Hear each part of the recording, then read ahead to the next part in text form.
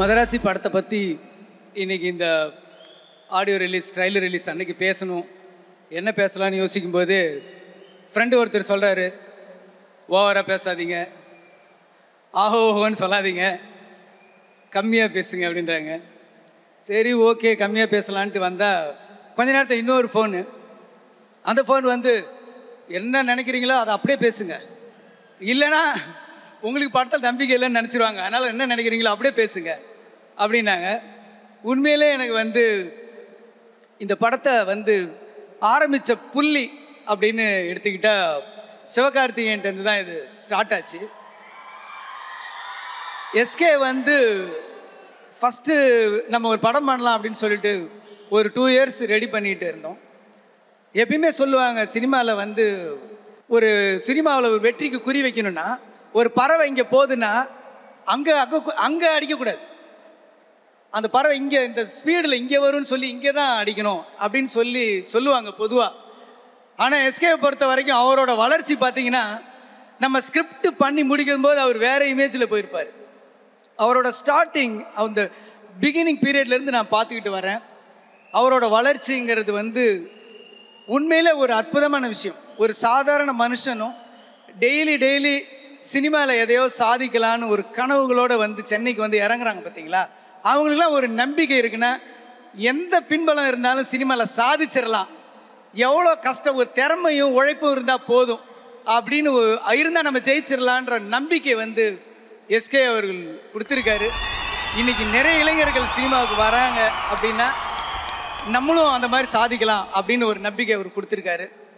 அவர்கிட்ட இருந்து தான் இந்த படம் முதல்ல ஸ்டார்ட் ஆச்சு. ரொம்ப கடினமான உழைப்பாளி. யார் வந்து குழந்தைங்க ஆடியன்ஸை ஃபஸ்ட்டு பிடிக்கிறாங்கனோ அவன் கண்டிப்பாக ஒரு நாள் ஒரு பெரிய உச்சத்தை பிடிப்பாங்க. அவர் பண்ண ஃபஸ்ட்டு விஷயமே குழந்தைங்க ஆடியன்ஸை பிடிச்சிட்டாரு. குழந்தைங்க, லேடிஸு, ஃபேமிலி ஆடியன்ஸை பிடிச்சிட்டு அதுக்கப்புறம் மாஸ்க்கு வந்தது தான் அவரோட பெரிய ப்ளஸ். சினிமாவில் வர்றதுக்கு முன்னாடி அவர் ஆல்ரெடி எல்லார் மனசுலையும் இடம் பிடிச்சிட்டாரு. ஸோ அவரை வச்சு நம்ம படம் பண்ணுறோம் அப்படின்னும் போது உண்மையிலே எனக்கு வந்து ரொம்ப சந்தோஷமாக இருக்குது. அவருடைய வளர்ச்சி ஒன்று பார்க்கும்போது 10 பத்தாவதுக்கு துப்பாக்கி அவர் கையில் வேற கொடுத்துட்டாரு. இது வந்து மதராசி அண்டர் ப்ரொடக்ஷனில் நடந்துச்சு. இப்படி ஒரு விஷயம் நடந்ததே எனக்கு தெரியாது. அது இல்லாமல் தான் நாங்கள் பிளான் பண்ணோம். நீங்கள் மதராசி படம் வரும்போது பாருங்கள், கண்டிப்பாக அந்த துப்பாக்கியை ரொம்ப இறுக்கி பிடிச்சிருக்காருங்கிறத உங்களால் உணர முடியும். தேங்க்யூ சிவா. எப்பயுமே ப்ரொடியூசர்ஸ் வந்து ஒரு கணக்கு போட்டு இதுக்குள்ளே என்ன ப்ராஃபிட் வரும்னு தான் பார்ப்பாங்க. ஆனால் படம் நல்லா வரணும் அப்படின்னு பார்க்குறவர் பிரசாத் சார். அதுக்கப்புறம் இந்த படத்துக்கு இன்னொரு ஹீரோ இருக்கார். அந்த ஹீரோ வேறு யாரும் இல்லை, அனிருத்து தான். வழக்கமாக வந்து ஒரு தியேட்டர் விட்டு வந்த ஃபஸ்ட் ஷோ முடிஞ்சு வெளில வரும்போது எல்லாரும் என்ன சொல்லுவாங்கன்னா, படம் நல்லா இருக்குது, அது நல்லா இருக்குது, செகண்ட் ஹாஃப் ஃபர்ஸ்ட் ஹாஃப் ஏதோ பேசுவாங்க. ஆனால் பிஜிஎம் நல்லா இருக்குது, பிஜிஎம் நல்லா இருக்குங்கிற அந்த ட்ரெண்டே வந்து அனியோட பீரியடுக்கு அப்புறம் தான் வந்தது நான் நினைக்கிறேன். நான் வந்து ரொம்ப சோர்வாக இருக்கும்போதெல்லாம் அனியோட விக்ரம் பிஜிஎம் மட்டும்தான் கேட்டுக்கிட்டே நான் ட்ராவல் பண்ணுவேன். அனிருத், நீங்கள் வந்து பியூட்டிஃபுல்லான சாங்ஸ் கொடுத்துருக்கீங்க, ஆல்ரெடி சாங்ஸ் ரொம்ப நல்லா போயிட்டுருக்கு, பிஜிஎம்மும் பண்ணிகிட்ருக்கீங்க. ட்ரைலரில் பார்த்தீங்களா, அந்த பிகினிங்கில் நான் கொடுத்த ஒரு ட்ரைலரை வந்து அந்த லான்னு பண்ணும்போது அதோட கலரையை மாற்றிட்டார். ஸோ அதுதான் நான் வந்து விஜய் சாரோட ஒர்க் பண்ணும்போது ஒரு டைலாக் பேப்பர் கொடுத்தோன்னா அந்த டைலாக் சினிமாவை ஷூட் பண்ணும்போது வேறு ஒரு ஃபீல் கிடைக்கும். அனிருத்துக்கிட்ட நான் பார்க்குற ஒரு மேஜிக் வந்து நம்ம தான் ஷூட் பண்ணியிருப்போம், நம்ம தான் எடுத்திருப்போம், அதே மியூசிக்கை ஒரு பிஜிஎம் போட்டு எலிவேட் பண்ணும்போது அது வேறு லெவலில் இருக்கும்.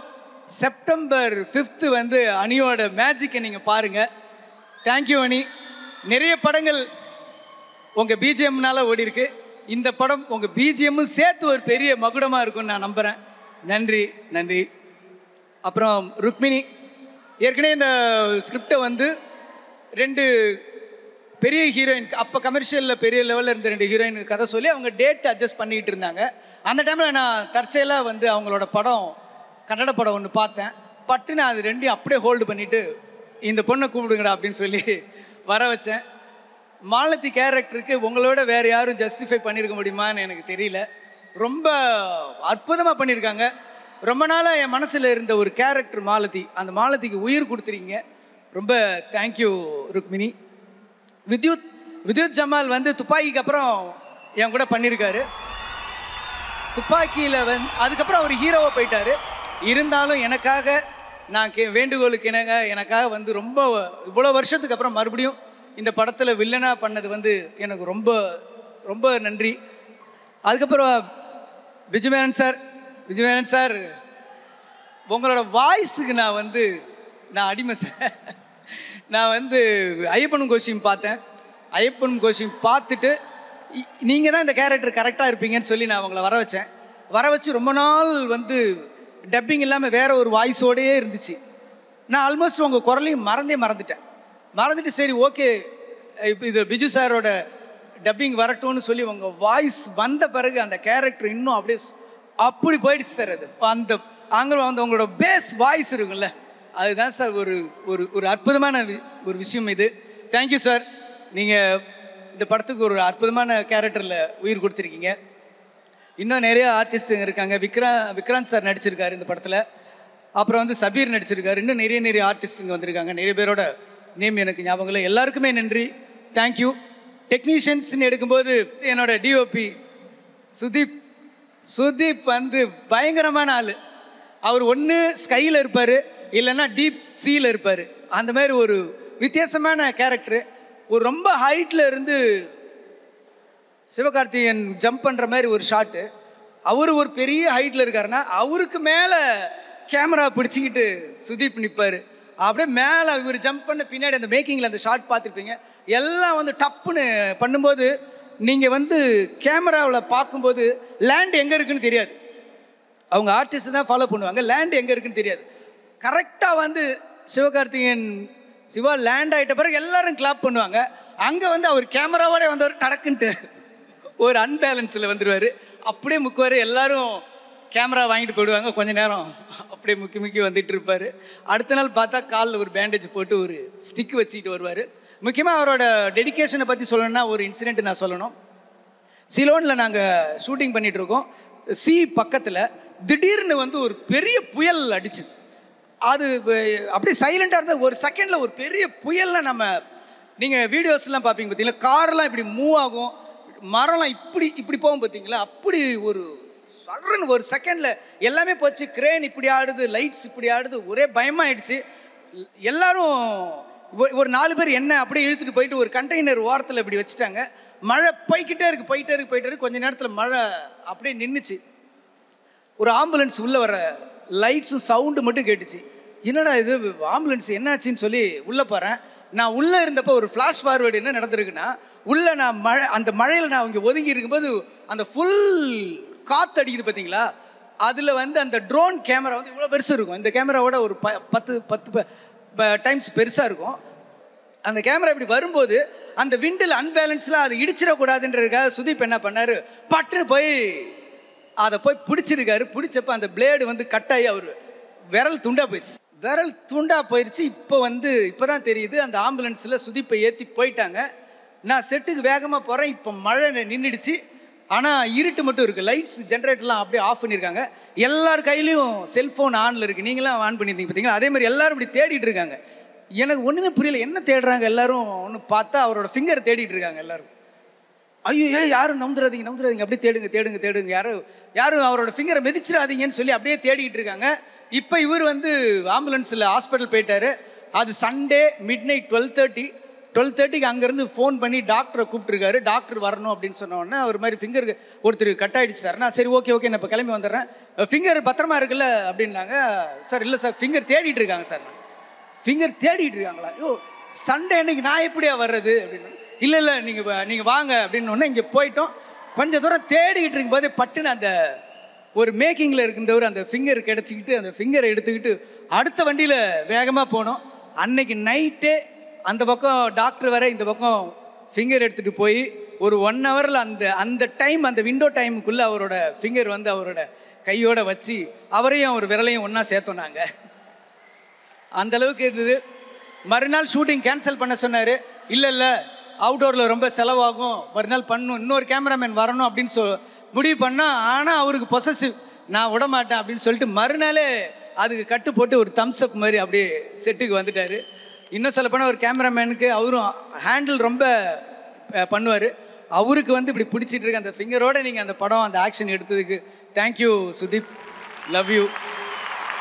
அருண் ஆர்ட் டைரக்டர் இந்த படத்துக்கு என்னென்னலாம் பண்ணியிருக்காருன்றதை நான் இப்போ சொல்ல முடியாது, நீங்கள் படம் பார்த்துருங்க எப்படி ஒரு செட்டை அப்படி அவர் கிரியேட் பண்ணியிருக்காரு அப்படிங்கிற சொல்கிறேன். Thank you Arun. Lyricist Vignesh Sivan sir நல்லா ஒரு அற்புதமான சாங் பண்ணார், விவேக் சார் நல்லா பண்ணார், சூப்பர் சுப்பு நல்லா பண்ணார், ஆதேஷ் சார் நல்லா ஒரு அற்புதமான சாங் பண்ணார், விஷ்ணு, எல்லாருமே லிரிக்ஸ் ரொம்ப பிரமாதமாக பண்ணியிருக்காங்க.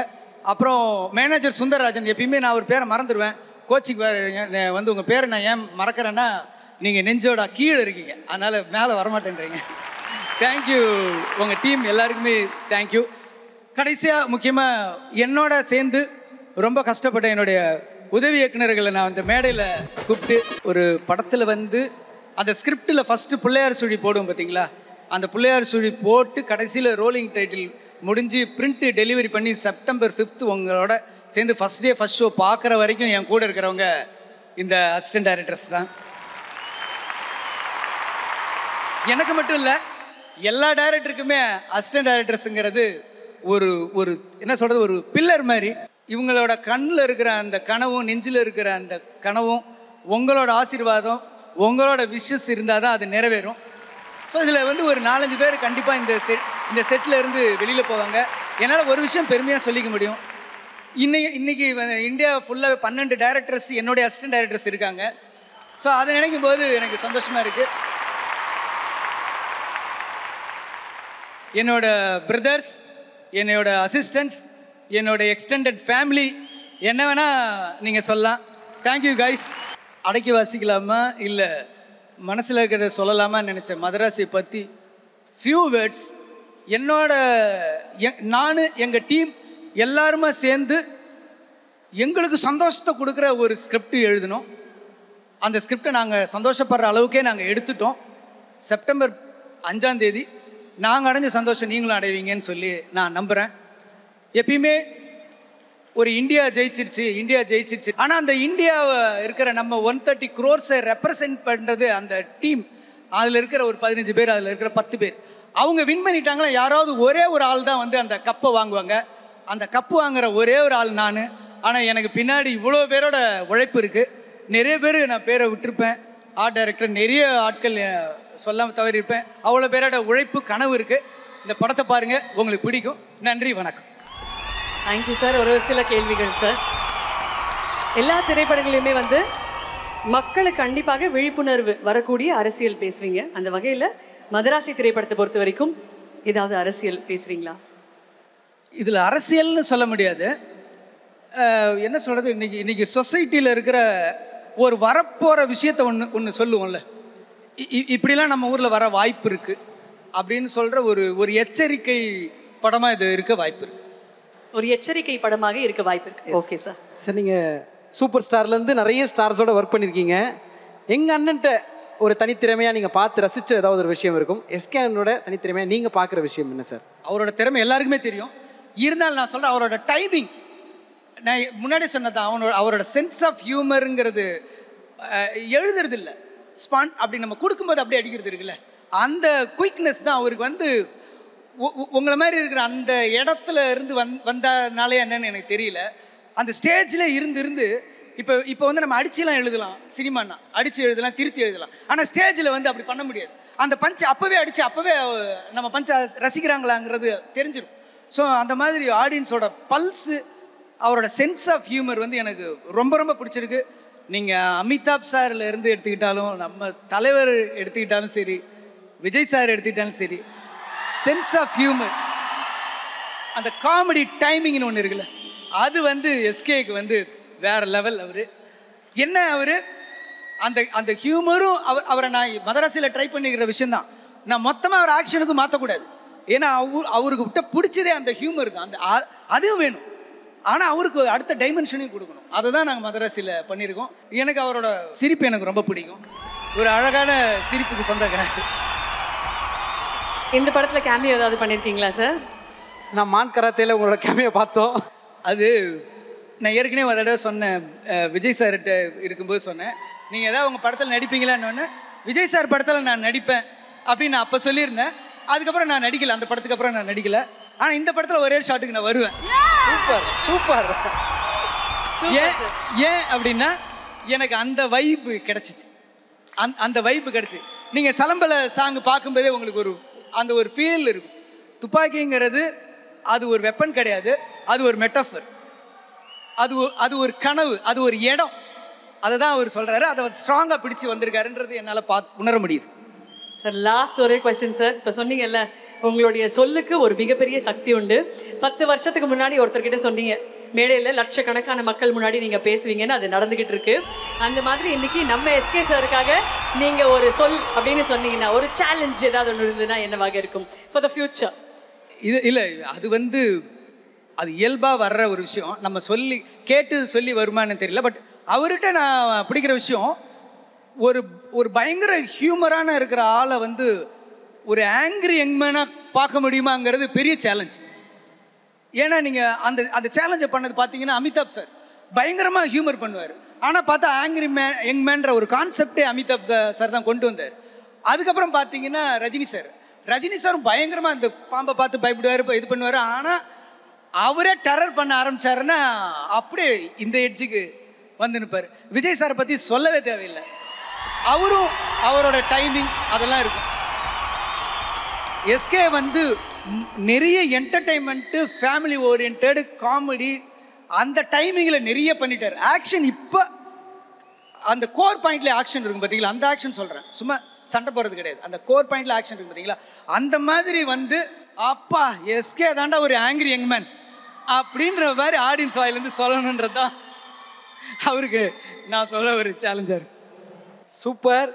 எனக்கு ரொம்ப ரொம்ப சந்தோஷமாக இருக்குது சார். நீங்கள் அழகாக சொல்கிற வார்த்தைகள் அப்படி பார்த்து ரசிச்சுட்டு இருக்கோம். ஏன்னா நீங்கள் பேசிகிட்டு இருக்கீங்க 25 வருஷம் இப்படியே எங்கள் முன்னாடி ஒரு ஃப்ளாஷ்பேக் ஓடிக்கிட்டே இருக்குது. பின்னாடி தண்ணியை நாங்கள் எப்படி யூஸ் பண்ணுன்ற கற்றுக்கிட்ட விதமாக இருக்கட்டும், இல்லை ஹாஸ்பிட்டல் நாங்கள் பார்த்த விதமாக இருக்கட்டும், அப்படி ஒவ்வொரு படத்துலையும் அவ்வளோ விஷயம் இருக்குது.